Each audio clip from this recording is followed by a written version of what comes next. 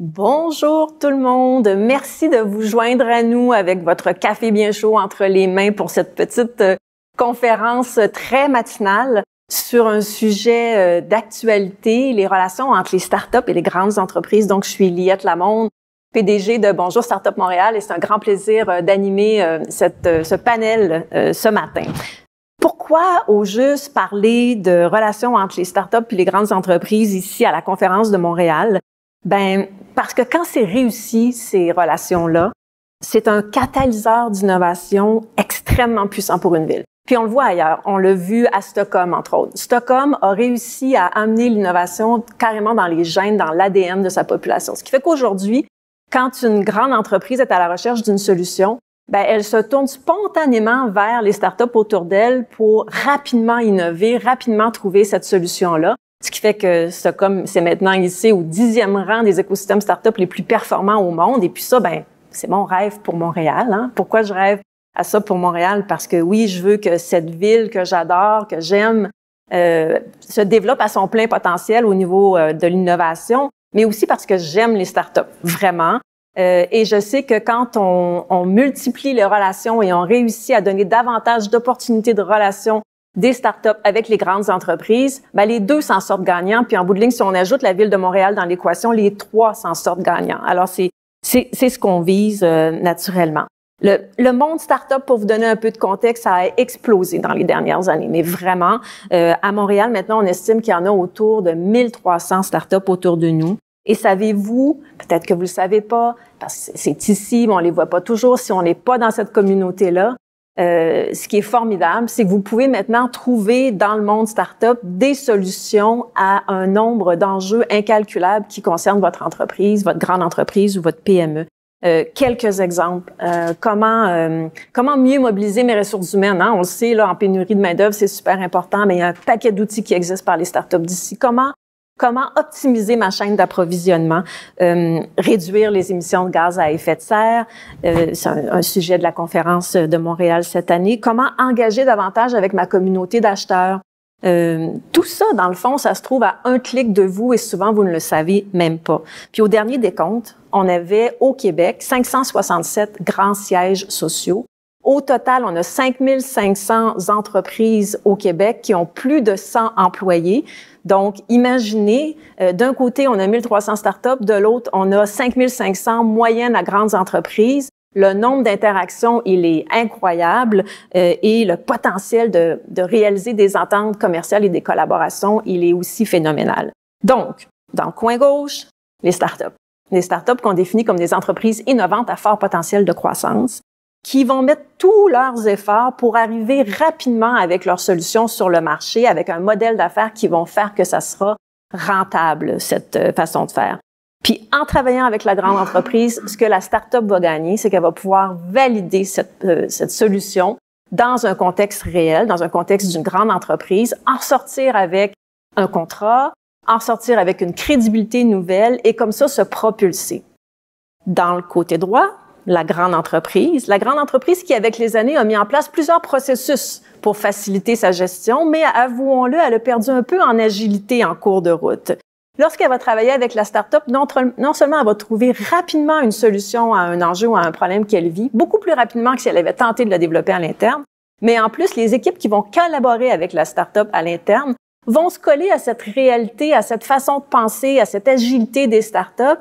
Et on l'espère, comme ça, on peut transformer de façon positive la culture au sein de la grande entreprise pour lui retrouver une forme d'agilité et surtout pour innover plus rapidement. Donc, coin gauche, start-up, coin droit, grande entreprise. Au centre, c'est pas un combat. Au centre, c'est vraiment une relation qui est puissante, qui est gagnante et qui enrichit tout le monde et c'est ça qu'on veut créer. Puis en plus, avez-vous remarqué en cours de route, là, ce qu'on est en train de faire aussi, c'est de l'achat local. Donc, je pense que c'est vraiment pertinent dans notre contexte actuel. Bon, tout ça, c'est pas simple. Si c'était simple, tout le monde le ferait. C'est sûr et certain. C'est pour ça qu'on en parle aujourd'hui. C'est pour ça qu'on a réuni un panel de gens qui peuvent concrètement parler de l'expérience qu'ils ont vécue et qu'ils vivent encore dans ces relations entre les grandes entreprises start-up. Et on va parler de toutes sortes de relations, des relations commerciales, mais aussi des relations d'investissement et de financement. Alors, sans plus tarder, je vous présente, en fait, ils vont se présenter eux-mêmes, un super panel que je suis vraiment contente d'avoir autour de moi. Puis je vais peut-être commencer avec celle qui est avec moi sur la scène aujourd'hui, avec Geneviève Tanguay. Alors, je vous laisse vous présenter tous 1 minute et demie qui vous êtes et pourquoi vous êtes là pour nous parler des relations grandes entreprises start-up. C'est quoi votre lien avec ce thème du jour? Alors, Geneviève. Merci, Liette, et quel plaisir d'être avec vous. Bon matin à tous. Donc, Geneviève Tanguay, PDG d'Ange Québec, qui est associée aussi à un fonds d'investissement AQC Capital. Donc, Ange Québec, une organisation, en fait, d'impact en investissement avec un groupe d'anges, donc le plus grand groupe d'anges canadien présent en investissement. Et pourquoi pertinent ce matin d'être présent? En fait, c'est qu'on observe vraiment toute la chaîne des grandes entreprises s'intéresser à la start-up pour différentes raisons qu'on pourra énumérer un peu plus tard. Mais clairement, il y a énormément d'activités. On est en contact avec tout le tissu de la start-up au Québec. Et puis, ce matin, ça fera un plaisir d'en discuter avec le panel. Ben, merci d'être avec nous, Geneviève. Je vais continuer avec Virgile. Oui, bonjour, Liette. Ravi d'être avec vous aujourd'hui. Donc, Virgile Olivier, je suis le président et cofondateur de LifeScale et ravi de parler de ce sujet très intéressant puisque pour nous, les relations avec les grandes entreprises ont été un vrai accélérateur pour LifeScale parce qu'on a multiplié quasiment par 20 le nombre de nos clients depuis notre première collaboration avec une grande entreprise qui était la société L'Oréal. Et c'est vrai qu'aujourd'hui, cette relation, elle est très intéressante, notamment parce qu'elle permet aux startups, finalement, d'accélérer en termes de maturité sur le marché. Et pour se différencier de la compétition, c'est souvent un élément critique et déterminant dans la croissance des entreprises. Bon, on commence déjà à se réchauffer. C'est super. Je vais continuer avec Jonathan. Merci Liette, bonjour à tous, je m'appelle Jonathan, je suis cofondateur et PDG de Pathway. Pathway donne un accès rapide aux médecins à des informations médicales importantes pour les aider à être plus efficaces et à fournir de meilleurs soins. Et on est une jeune entreprise en démarrage qui a bénéficié de financement indirect de grandes entreprises et qui bénéficie toujours aussi de partenariats avec des grandes entreprises. Alors je suis ravi d'être ici et de vous parler de notre expérience avec tout ça. Merci d'être avec nous, Jonathan. Et pour terminer, Chérif. Bonjour et merci beaucoup pour l'invitation de vous joindre. Mon nom est Chérif Habib, pardon, et je suis le cofondateur et PDG de Dialogue. On a démarré notre entreprise en 2016 et on vient de faire notre introduction à la Bourse de Toronto il y a 6 mois. On accompagne les entreprises canadiennes et internationales dans le bien-être de leurs employés via notre plateforme de soins intégrés qui inclut la télémédecine, les services de santé mentale, ainsi que notre programme d'aide aux employés innovants. Merci, Chérif. Donc, comme vous pouvez voir, on a une belle diversité sur notre panel. On va pouvoir aborder la question sous plusieurs angles. Alors, on se lance tout de suite. Le premier bloc, là, je l'ai appelé « Grandeur et misère des relations entre les startups et les grandes entreprises ». On va commencer par les grandeurs. Donc, qu'est-ce qu'il y a de hyper positif dans ces relations-là? Je commencerai avec Virgile parce que vous avez déjà donné une petite idée de ce que ça a aidé, en quoi ça a aidé LifeScale. Alors, dites-nous en plus comment ça s'est passé, Virgile, chez vous et qu'est-ce que vous voyez de positif dans ces relations-là? Tout à fait. Alors, nous, la particularité, c'est qu'en fait, on est vraiment arrivé avec un sujet très innovant qui est le live shopping. Donc, cette possibilité, en fait, pour des personnes de regarder des événements live et d'aller plus loin que juste de regarder, de participer et d'acheter les produits en direct. Et c'est vrai que c'est quelque chose qui est tout à fait phénoménal en Asie et qui était, avant la Covid, totalement inexistant dans on va dire, le monde occidental. Et de par le partenariat avec la grande entreprise, avec L'Oréal, on a pu vraiment à la fois tester notre technologie, mais au-delà de ça, tester le modèle avec un partenaire reconnu qui connaissait parfaitement les tenants et les aboutissants du e-commerce et ainsi que la façon dont ils interagissaient avec leurs clients. Et ça permet vraiment, en fait, par cette participation-là, autant pour nous que pour L'Oréal, qui avait L'Oréal étant présent en Asie, une expérience locale en Asie, vraiment de comprendre ce marché. Et nous, ça nous a vraiment permis d'optimiser notre produit et d'optimiser notre proposition de valeur envers les clients en arrivant avec un produit qui était vraiment différent sur le marché. Et bien évidemment, quand la Covid est arrivée, il y a eu une très très forte accélération vu qu'on est passé de 2-3 demandes de clients par mois à quasiment 60 demandes de clients par semaine. Et ça nous a permis de répondre à ce marché avec l'offre adéquate permettant justement à nos clients qui avaient des vrais problèmes liés à la Covid, notamment la fermeture du commerce, de pouvoir répondre avec une expérience utilisateur, une expérience client innovante et ainsi de grandir de notre côté beaucoup plus rapidement et pour nos clients d'arriver à maintenir un revenu à la fois local mais aussi beaucoup plus large en réussissant à faire l'acquisition de nouveaux clients via cette expérience de live shopping.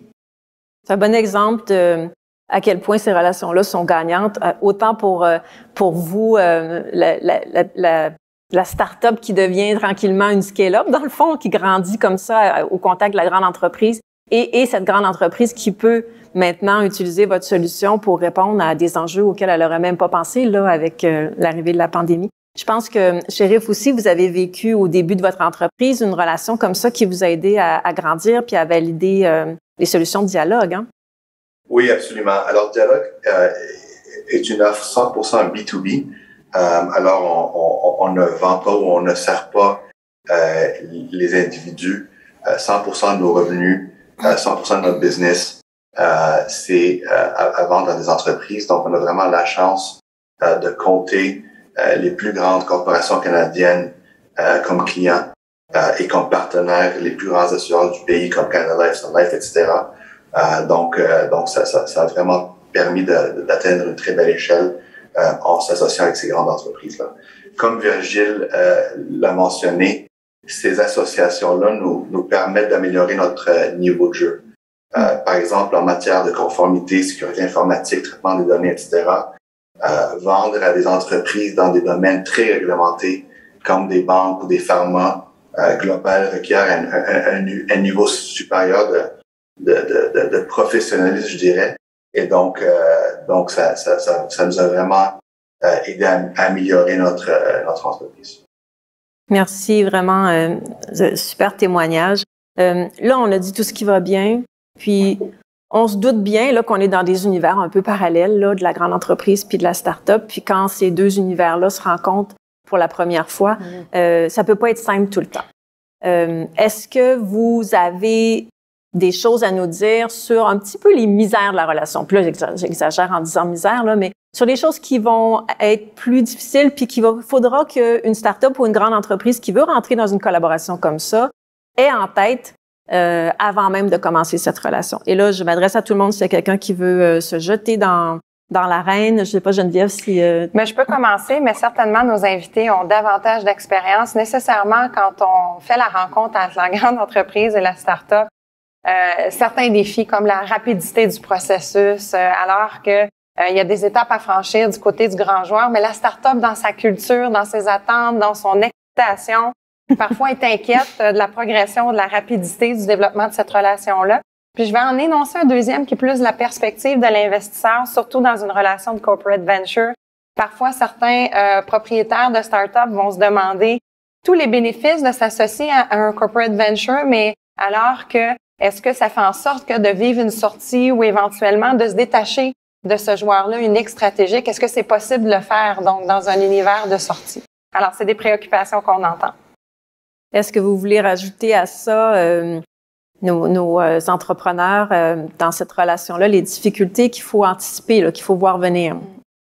Oui, je pense que Chérif a déjà un peu introduit le point, mais souvent au début de la relation, on va dire il y a un grand écart culturel entre la start-up qui est agile, qui est rapide, qui recherche vraiment l'efficience, et la grande entreprise par rapport à tout son arsenal et son cadre à la fois réglementaire et sécurité, qui des fois c'est un choc de culture avec la start-up. Donc d'arriver à se mettre au niveau, j'ai envie de dire pas tant sur les premières étapes de pilote et de test, mais vraiment sur les étapes de mise à l'échelle. Compte tenu des réglementations, si on prend par exemple les réglementations de données privées, qui sont très larges et très exhaustives dans les différents pays, sans forcément être contraignantes, mais ça demande, on va dire, culturellement, de comprendre ces enjeux-là et d'être capable d'en répondre, parce que pour la grande entreprise, c'est aujourd'hui des obligations auxquelles elle doit faire face et dont elle doit porter la responsabilité au nom de ta startup. Oui, tout à fait. Jonathan, est-ce que vous qui voyez venir éventuellement des relations avec des grandes entreprises comme ça, avec votre nouvelle entreprise, votre nouvelle start-up, quand vous entendez tout ça, qu'est-ce que ça vous dit, là? Oui, ben, ça me parle beaucoup, puis on observe déjà cet écart-là de culture, surtout pour nous qui avons comme clients les hôpitaux. On voit vraiment une différence de culture. Là, c'est vraiment une culture qui est un peu moins agile, puis où les considérations de sécurité et autres sont beaucoup plus élevées. Et donc, le processus là, d'établissement de partenariat avec les hôpitaux peut être beaucoup plus long, beaucoup plus ardu et coûteux. Ici au Québec, on a MedTech qui vise à aider les jeunes entreprises là, à établir des partenariats avec des hôpitaux et aussi offre du financement sous forme soit de venture ou d'autres formes. Et aux États-Unis, ce qu'on voit comme phénomène de plus en plus, où est-ce que le marché de santé est beaucoup plus grand, les hôpitaux sont beaucoup plus des grandes entreprises au sens traditionnel. On voit les systèmes d'hôpitaux développer soit des accélérateurs de start-up visant à intégrer ces technologies-là potentiellement dans leur système et réseaux de santé, ou bien on voit ces réseaux de santé-là aussi avoir des corporate ventures pour financer des jeunes entreprises. Donc ça, c'est un peu ce qu'on observe, et nous, étant donné qu'on vise plus le marché américain, on est plus en discussion là avec ces accélérateurs-là. Pour aider là, à s'implanter dans les réseaux de santé. Puis c'est intéressant que vous le mentionniez parce que hier, on a vu une annonce à Montréal de l'hôpital général qui crée justement son propre accélérateur. Puis dans le fond, vous venez d'entrer dans c'est quoi les solutions pour faciliter cette relation-là entre la start-up puis bon une grande institution comme les hôpitaux que vous avez mentionné. Les gouvernements aussi, travailler avec les gouvernements pour les startups, ça peut être des premiers pas qui peuvent nous propulser de façon assez phénoménale. Donc, l'accélérateur peut jouer un peu un rôle d'intermédiation, je pense, dans un contexte comme ça. Est-ce que vous voyez d'autres solutions qu'on peut amener ou que vous avez vécues qui ont facilité un peu cette relation-là entre la grande entreprise puis la startup? Nous, de notre côté, on a vu de l'intérêt, je vais employer un anglicisme, inbound de la part d'hôpitaux. Donc, quand il y a quelqu'un, par exemple, dans une institution qui trouve notre technologie puis qui essaie de développer cette initiative-là à l'interne, on a eu 2 instances là où ces personnes-là nous ont approchés pour potentiellement établir une relation avec ces hôpitaux-là. Évidemment, c'est un processus qui est long, qui implique beaucoup d'étapes, donc on est encore dans cette discussion-là. Parfait, merci Jonathan. Virgile et Chérif, est-ce que vous avez eu de l'aide ou des façons de réduire l'écart de culture dont vous parliez, puis trouver des façons d'avancer le plus rapidement possible, sachant à quel point on peut être impatient, je le sais, quand on veut que ces transactions-là se fassent? Nous, c'est plutôt le chemin inverse, c'est-à-dire qu'on a beaucoup de nos clients et grandes entreprises qui finalement se sont mis à lancer des programmes d'accélération ou alors se sont mis en interne à lancer des programmes d'intrapreneuriat pour leurs employés et justement appellent souvent des entreprises comme nous avec qui ils ont déjà établi une relation pour aider en fait leurs collaborateurs à être vraiment dans cet esprit entrepreneuriat et start-up à l'intérieur de la grande entreprise pour 2 grands sujets, à la fois donc mener des projets d'intrapreneuriat et accélérer l'innovation à l'intérieur de l'entreprise, mais aussi finalement dans un sens de former ses employés à travailler avec les startups et à être capable de s'adapter à cette culture autour de la rapidité d'exécution, ce qui permet justement à ces entreprises finalement de faire aboutir beaucoup plus de projets, beaucoup plus d'initiatives dans des temps et des budgets beaucoup plus restreints, ce qui à un moment donné profite à la création de valeur de ces entreprises. Est-ce que vous auriez quelque chose à dire sur les processus décisionnels justement au sein des grandes entreprises et comment est-ce qu'on peut trouver des façons d'accélérer ça? Je vois Chérif qui sourit là, qui est en train de devenir une grande entreprise lui-même là. Ouais, c'est ça. Ça c'est le défi en effet. C'est sûr que les timelines des fois sont sont très différents, très divergents et même des fois choquants entre une start-up et une grande entreprise. Puis les cycles de vente sont très, très longs. Je pense que c'est vraiment important d'être clair des deux côtés sur ces timelines-là. Par exemple, quand on parle à une grande entreprise, ils disent écoutez, ça c'est vraiment une priorité numéro 1 pour nous. On veut agir très, très vite sur ce sujet. On va faire une décision très rapide. Et là, tu demandes, ben, ça veut dire quoi? La réponse peut être 6 à 18 mois, right? Parce que pour une compagnie globale, 6 à 18 mois, c'est très rapide. Ben pour une startup qui a un runway de, par exemple, de 6 mois, qui doit faire ses preuves avant de lever une nouvelle ronde, etc., on n'a pas le luxe d'attendre 18 mois pour une décision. Alors, je pense que la communication et la clarté à chaque étape du processus sont extrêmement importantes. Puis je dirais, c'est super important aussi pour les startups de comprendre qu'il y a souvent des bonnes raisons pour ces différences-là.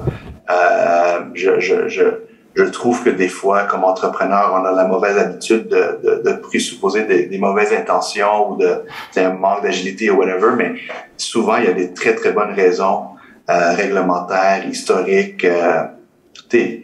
Anyway, il y a beaucoup de bonnes raisons. Alors, toujours présupposer la bonne foi et essayer de travailler avec le partenaire pour résoudre ces challenges-là. C'est très important. Et ce qui nous a aidé dans notre croissance, c'est premièrement, on a des investisseurs institutionnels qui nous ont aidés dans le réseau. Ça a été extrêmement fructueux d'avoir ces introductions-là et cette aide-là de nos investisseurs. Et l'autre chose, c'est de s'associer avec des gens, soit d'engager des personnes qui ont travaillé pour des grandes entreprises ou les rentrer comme aviseurs ou sur des CA et qui permettent un peu cet arrimage-là entre David et Goliath. J'aime bien la comparaison entre David et Goliath parce que je pense que c'est la réalité avec laquelle vous devez composer. Puis donc, ce que je comprends aussi, puis qui est intéressant, c'est que là, on vient de parler des réseaux, on vient de parler de l'importance peut-être pour la start-up de trouver au sein de ses équipes, ou si elle les a pas, au moins autour d'elle, dans des comités aviseurs, des gens qui comprennent la réalité de la grande entreprise. Si personne l'a vécu dans la start-up, je pense que les étapes vers la compréhension peuvent être plus grandes. Puis effectivement, si on veut pas rester dans nos frustrations de pourquoi ça avance pas, il faut trouver des gens qui nous expliquent comment ça se passe et qui peuvent nous accompagner là-dedans. Donc, on a parlé des accélérateurs corporatifs ou institutionnels qui peuvent se mettre en place pour faire ça. À Montréal, on a plein d'accélérateurs aussi indépendants qui peuvent accompagner les startups là-dedans et qui, de plus en plus, accompagnent autant la startup que la grande entreprise pour qu'il y ait vraiment un bon lien puis une bonne relation qui s'établisse puis que les deux comprennent leur réalité respective. Je pense qu'on a encore beaucoup à apprendre puis que souvent, on veut aller vite et on voit pas tout de suite les écueils. C'est pour ça que je trouvais important, même si on veut rester positif là, dans la vie, là, je trouvais important qu'on sorte c'est quoi les difficultés pour qu'on puisse les voir venir puis les aborder puis pas être surpris en cours de route. On a parlé d'investissement. Je trouve ça intéressant. On a parlé du rôle que l'investisseur peut jouer aussi, autant pour connecter notre entreprise avec son réseau de grandes entreprises ou d'institutions qui peuvent devenir un client important pour la start-up. Alors, plongeons dans ce monde de l'investissement. On a Geneviève qui est avec nous. On va en profiter.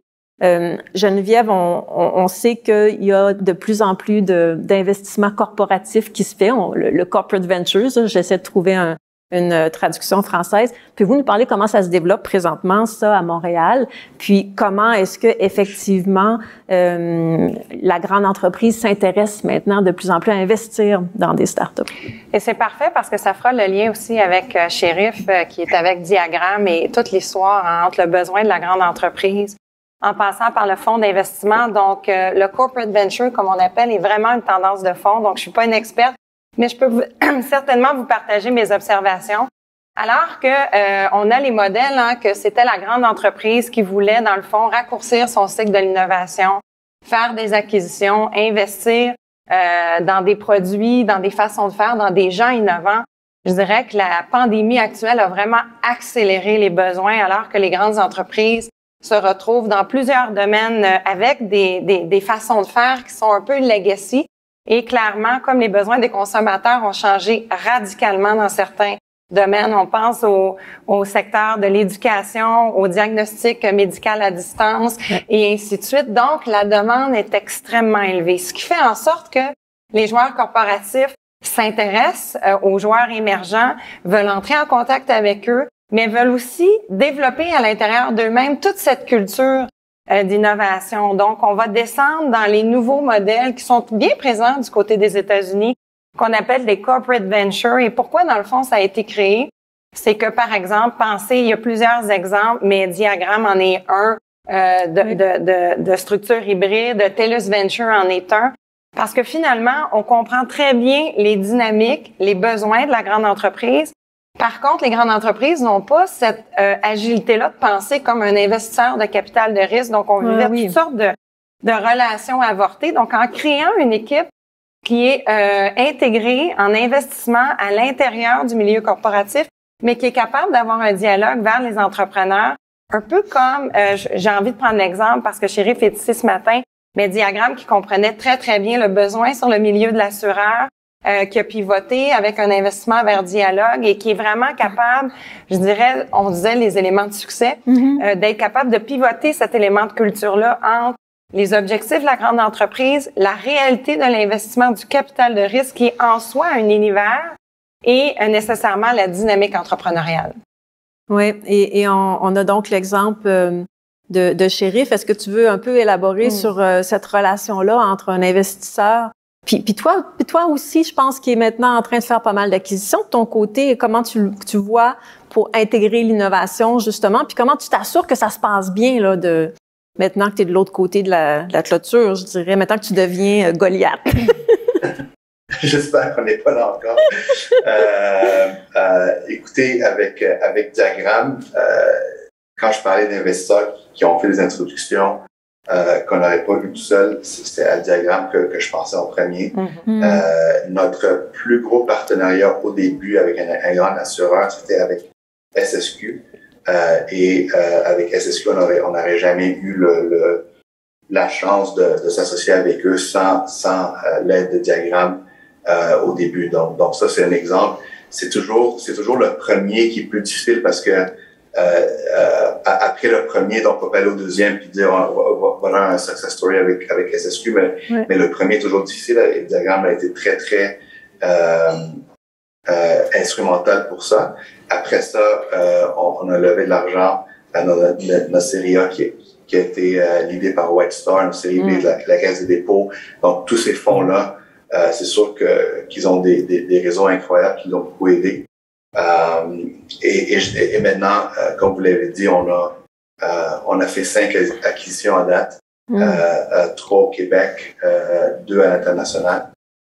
Puis je dirais que souvent, je dirais dans 3 des 5 acquisitions qu'on a fait, c'était des acquisitions technologiques, des solutions qu'on aurait pu développer avec beaucoup d'investissement, beaucoup de temps, mais pour aller plus vite. On a décidé de s'associer avec des entrepreneurs hyper brillants, hyper intelligents qui avaient développé quelque chose de très intéressant pour nous pour aller plus vite. Donc, c'est sûr que ce cycle va recommencer et c'est sûr qu'on a fait notre listing en bourse justement pour pouvoir faire plus d'acquisitions.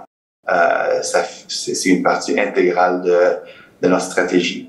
Et j'espère que plusieurs de ces opportunités-là vont se présenter au Québec et au Canada, même si on recherche partout au monde. Et penses-tu que le fait que, justement, tu es encore à la tête d'une entreprise qui est relativement récente, mais qui a grandi de façon phénoménale et rapide, quand toi, tu fais ces acquisitions-là, penses-tu que le gap est beaucoup moins grand à combler qu'avec une très grande entreprise plus âgée, disons, puis qui fait des acquisitions du même type, là? 100%. Et je pense que ça fait partie du pitch à l'entrepreneur qui vend son entreprise. Ces entrepreneurs-là, souvent, ne veulent pas aller travailler pour une grande entreprise, ne veulent pas être un employé ou un numéro dans une grosse corporation. Et donc, pour nous, il faut les convaincre que dans ce partenariat, ils ne vont pas perdre cette autonomie, cette indépendance et ce rêve entrepreneurial-là qu'ils ont, mais qui vont simplement le faire dans le sein on dit toujours, we're a rocket ship and you want to be part of the rocket ship. Et souvent, une grosse partie du prix d'achat se fait en équité. Et donc, les gens ont la chance de convertir leur équité dans une petite start-up, par exemple, qui n'est pas financée, qui n'est pas liquide, dans l'équité d'une compagnie à forte croissance ou une compagnie publique, ce qui est très attrayant pour les entrepreneurs. Mais je pense que c'est peut-être qu'un jour qu'on va devenir si grand qu'on va plus pouvoir vendre ce rêve-là aussi facilement. Donc, il faut faire attention de garder les bons éléments de la start-up en termes d'agilité, de culture, etc., avec l'échelle d'une plus grosse entreprise. Puis je pense que le plus qu'on est capable de faire ça, le mieux qu'on va réussir. Tout à fait. Donc, c'est bien déjà d'être sensibilisé, je pense, peut-être probablement plus que bien des grandes entreprises actuelles à ces façons de faciliter les transactions. Jonathan, toi, tu as une expérience intéressante aussi en termes de financement, d'appui de grandes entreprises à ta start-up. Peux-tu nous en parler? Oui, certainement. Donc, nous, on est un petit peu plus tôt dans notre croissance. On a eu plutôt un investissement indirect de la part de grandes entreprises, de Montréal Inc., que tu connais bien, Liette. Montréal Inc., donc, qui donne des bourses de démarrage aux jeunes entreprises montréalaises à travers des partenariats avec des grandes entreprises, entre autres Desjardins, CGI et autres. Donc ça a été, pour nous, c'est arrivé en 2019, puis ça a été vraiment notre premier tremplin.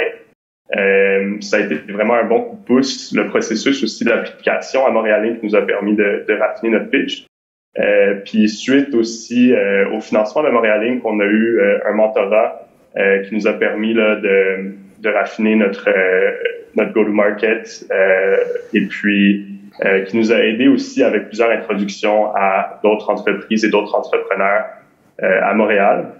On a aussi, suite à Montréal Inc., bénéficié de support financier de PME Montréal, qui fait aussi partie là de l'écosystème de soutien aux jeunes entreprises montréalaises. Et ça nous a permis là d'investir dans l'acquisition de clients et ça nous a mené éventuellement à notre première ronde là, de financement en capital risque au mois de mars dernier.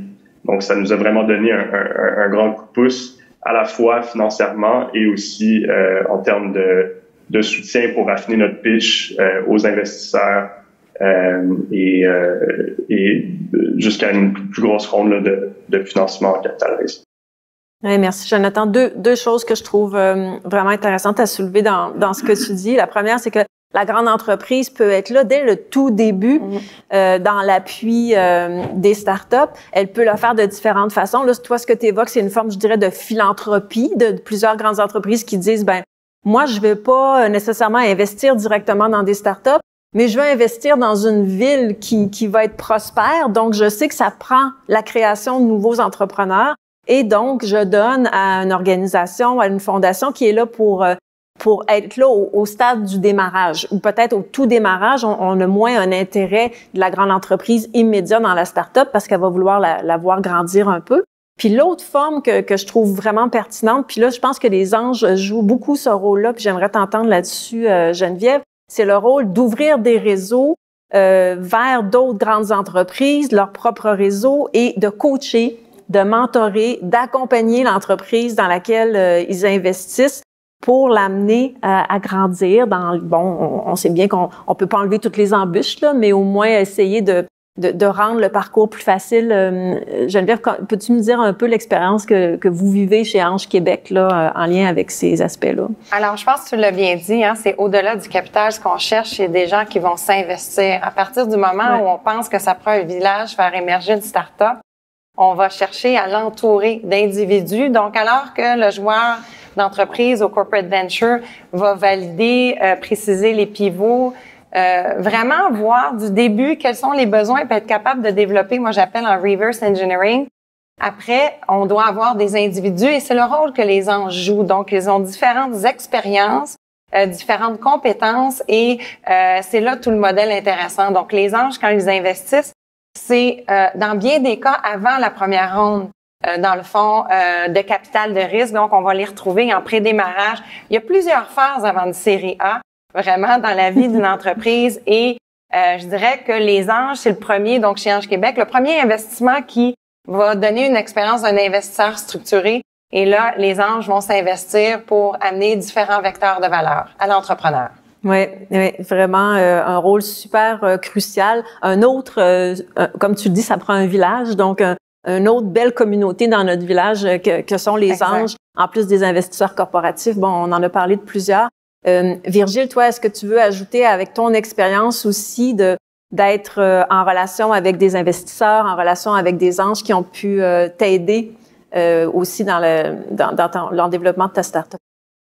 Oui, tout à fait. C'est vrai que nous, les anges, ont été un peu critiques dans le développement. Alors, après, on a travaillé un petit peu différemment. C'est qu'en fait, on a vraiment fait du peer learning. C'est-à-dire que parmi la dizaine d'anges qui ont investi chez Livescale, on a fait des matchs avec des membres de notre équipe sur des spécialités autour du produit, de l'engineering, du commerce, vraiment pour faire profiter de leur savoir-faire, de leurs connaissances pour accélérer et pour éviter les écueils, parce que finalement, ce sont toutes les erreurs qu'on peut commettre en chemin qui parfois font perdre un petit peu de temps, et la vitesse est vraiment un élément clé dans le parcours de la start-up, et d'autant plus dans notre cas, qui était dans créer un marché. Aujourd'hui, on est dans les leaders mondiaux de ce marché-là, mais de créer un marché, ça veut dire qu'il faut très rapidement être capable de comprendre à quoi va ressembler ce marché, autant en perspective d'achat, en volume de chiffre d'affaires et en proposition de valeur pour les entreprises. Et là-dessus, les business angels, nous, on a eu la chance d'avoir des gens qui sont aux quatre coins du monde,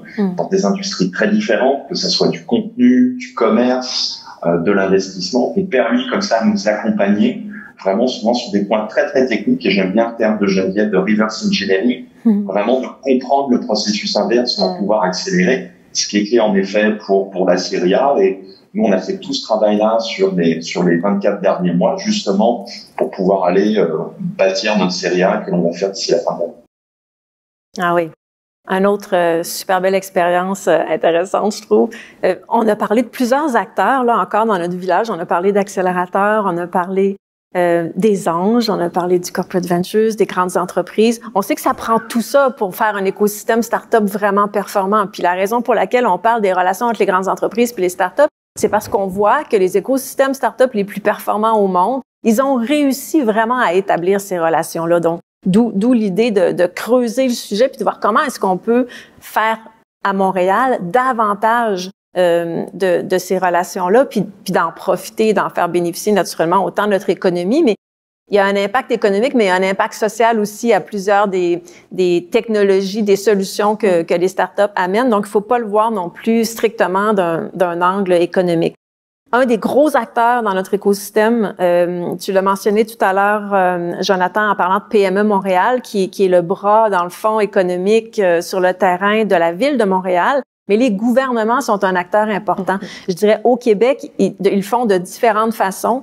Ils peuvent effectivement acheter des technologies, travailler avec des startups. Bon, on sait que c'est pas toujours simple à faire non plus parce qu'on travaille avec une grosse structure. Ils investissent dans les fonds d'investissement énormément. Ils ont permis, je pense, l'éclosion de tout notre écosystème d'investissement. En aidant à la mise en place des fonds. Ils investissent dans le fonds de Réseau Ange Capital aussi. Tu me reprendras, Geneviève, si je ne dis pas la bonne façon. Là, j'aimerais vous entendre sur qu'est-ce que vous pensez que les gouvernements peuvent faire davantage ou autrement pour faciliter encore plus ces relations-là entre les grandes entreprises puis les startups ou entre même les startups et le gouvernement. Donc, tu veux-tu te lancer? Oui, je vais y aller. Je vais prendre une perspective parce qu'il y en a plusieurs, alors que j'aimerais beaucoup vous parler de talent parce que c'est au cœur de nos réflexions actuellement. Et d'ailleurs, je veux dire que les grandes entreprises actuellement font des acquisitions pas seulement pour la technologie, la plateforme, mais ils viennent chercher des équipes, des talents. C'est vrai. Alors ça, je vous le dis, c'est très, très actif actuellement. Par exemple, on voit beaucoup le ministère, le MEI, donc très, très présent dans les fonds d'investissement. Pourquoi? Leur objectif, c'est pas de remplacer la dynamique de l'écosystème en capital de risque, mais il y a des endroits où la chaîne d'investissement, donc les rondes subséquentes, n'est pas suffisamment structurée ou a besoin, je vais donner un exemple, les fonds d'impact, de climate change, au niveau de clean tech, qui ont ou en sciences de la vie, qui vont demander des cycles de fonds plus longs, peut-être de structurer les rondes subséquentes de façon différente. On voit le MEI très, très présent dans ces types d'initiatives-là pour nous assurer que où est-ce qu'il y a des gaps, surtout dans des projets d'investissement qui vont demander une patience un peu plus long terme, notamment dans le volet ESG, joue vraiment un rôle de premier plan. Oui, le MEI est dans le ministère de l'Économie et de l'Innovation du Québec. Est-ce que nos autres panélistes, nos entrepreneurs ont des suggestions de ce que les gouvernements pourraient faire? Alors nous, on a été très tôt, on a eu la chance d'être accompagnés par à la fois les organismes provinciaux, le MEI, Investissement Québec, et aussi fédéraux à travers le CNRC. Moi, comme vous l'entendez, je suis français, je suis venu à Montréal pour monter ma compagnie, et c'était un des critères pour moi de sélection de venir à Montréal, qui était vraiment le support des pouvoirs publics, notamment sur le financement de l'innovation, et pour cela, le Canada et le Québec sont plutôt bien dotés là-dessus. Après, j'ai envie de pointer un petit côté misère. C'est sûr que quand on est une start-up, quand on a son propre langage, qu'on est vraiment, j'ai envie de dire, la tête dans le guidon, c'est vrai que le rapport aussi avec ces organismes est d'expliquer la valeur, où se trouve l'innovation, et pareil, les temps de construction des dossiers de financement et d'approbation sont des fois un peu longs, et c'est vrai qu'il faut souvent les considérer un peu dans les mêmes trajectoires de fonctionnement qu'avec des grandes entreprises, parce que ça prend du temps. Mais par contre, le gros avantage aussi, et je tire mon chapeau notamment aux gens du MEI et d'Investissement Québec, c'est un support vraiment sans faille, où derrière, à partir du moment où les gouvernements prennent conscience de la valeur que l'entreprise que vous pouvez créer apporte, notamment par exemple à la province du Québec, que ça soit, on va dire, sur la partie économique, sur la partie sociale. Aujourd'hui, il y a vraiment un support qui est très important des acteurs. Donc, des petites choses qui sont un peu similaires à celles qu'on retrouve dans la relation avec la grande entreprise, c'est-à-dire langage, culture, agilité, rapidité, vélocité aussi, là, qui sont les principaux éléments, je dirais, qui créent un petit peu un écart là entre notre start-up d'un côté puis la grande entreprise de l'autre. Il nous reste 5 minutes. Donc, pour le dernier 5 minutes, j'aimerais ça faire un petit tour de table complet de nos panélistes, si on peut. Donc, en 1 minute et demie chacun. Qu'est-ce que vous voyez comme avenir pour les relations entre les startups et les grandes entreprises à Montréal? On est optimiste, on est pessimiste, pourquoi? Donc, en une phrase et quart, tiens, je commence par toi, Jonathan. Excellent, merci Liette. Ben moi, je suis très optimiste. Je continue à être extrêmement épaté et impressionné du soutien qu'on a en tant qu'entrepreneur à Montréal. À la fois du côté des organismes là, qui visent à supporter les startups, mais aussi des grandes entreprises. Donc, je suis très, très optimiste. Et aussi des réseaux d'anges et de capital risque. Là, ça a été une super belle expérience à date pour nous, puis je suis très optimiste. Donc, beaucoup de facilitateurs, dans le fond, de ces relations-là. Virgile? Moi aussi, je pense que je suis très optimiste, et je pense qu'il faut aussi passer dans le temps 2, on va dire, cette nouvelle phase de la pandémie nous permet de reconsidérer les relations, et je pense aussi que c'est la responsabilité des startups de s'entraider. Moi, je vois sur Montréal, on va dire, une grappe informelle autour du e-commerce, avec nous, avec Heyday, avec Booksy, où il y a vraiment une entraide entre startups aussi, dans nos secteurs divers, justement pour pousser à la collaboration, et notamment avec les grandes entreprises. Le point clé, je vois, dans les échanges qu'on peut avoir avec nos pairs, c'est trouver les bons interlocuteurs, les bons sponsors, entre guillemets, pour faire avancer les différents projets. Et c'est sûr que avec la reprise où il y a un besoin de créativité, il y a besoin d'aller vite, d'accélérer, parce que le monde a changé, je suis très, très confiant sur les relations et les interactions entre grandes entreprises et startups. Donc, des belles opportunités à saisir grâce à la pandémie, on va le dire comme ça. Puis l'entraide, effectivement, je dirais une valeur clé, puis un élément clé aussi pour un écosystème startup vraiment fort et performant et tissé serré. Chérif? De mon côté, je dirais que, tu sais, je suis revenu à Montréal il y a 10 ans après mon MBA aux États-Unis, Et la communauté startup, l'écosystème commençait vraiment, c'était un rêve. Et maintenant, 10 ans plus tard, c'est incroyable comment ça s'est développé. Ce cycle vertueux de startups qui ont réussi, qui ont créé du succès, qui inspirent d'autres personnes, qui ont créé des anges, qui investissent dans les nouvelles startups, donc un flywheel, un cycle vertueux qui fonctionne très bien. Je suis vraiment fier de ce que l'écosystème a accompli dans les 10 dernières années. Puis, je suis extrêmement excité et optimiste pour les 10 prochaines années. Tellement surprenant d'avoir 3 entrepreneurs optimistes, hein, Geneviève? On s'attendait vraiment pas à ça. Toi, qu'est-ce que t'en penses? Les nouvelles sont très, très bonnes. Hein. Pour ceux qui ont regardé l'actualité de l'investissement, le Q1 est extrêmement actif en termes d'investissement, de création d'entreprises. On est en train d'assister, je le dis régulièrement, mais je pense à moi j'appelle ça la cuvée entrepreneuriale. Quand les modèles se disruptent, quand les besoins des consommateurs changent radicalement, quand il arrive une crise, il y a une émergence des modèles d'affaires qui sont extrêmement différents et inspirants. Et j'ai envie de vous dire qu'on assiste parallèlement à ça. Vous écouterez, on a entendu nos amis d'Innovia dire, on entre dans la période d'adolescence de la création du start-up au niveau canadien. Et je vais ajouter sur la perspective du angel investing, nous sommes en train de vivre la première période de sortie des anges dans plusieurs. Donc, nos entrepreneurs font des exits, les anges font des exits. Donc, on bâtit un story d'investissement, de création d'entreprise sur toute la scène canadienne. Et on entre dans cette période-là. Alors, on commence à avoir des très, très beaux succès. Et puis, au Canada, on va être capable de structurer des fonds d'investissement et tout l'écosystème qui est autour d'eux.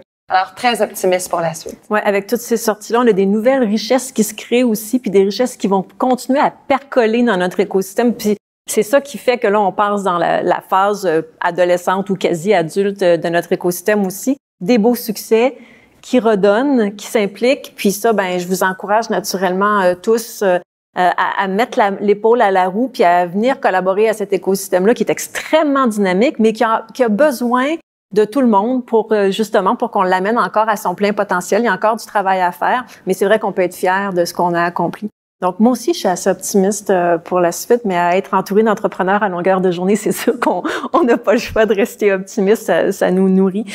Merci tout le monde. J'espère que vous avez appris des choses. J'espère que vous avez le goût aussi de contribuer à ça, à faciliter les relations entre les startups et les grandes entreprises, à venir appuyer les startups dans leur développement aussi ici à Montréal. Il y a de la place pour vous.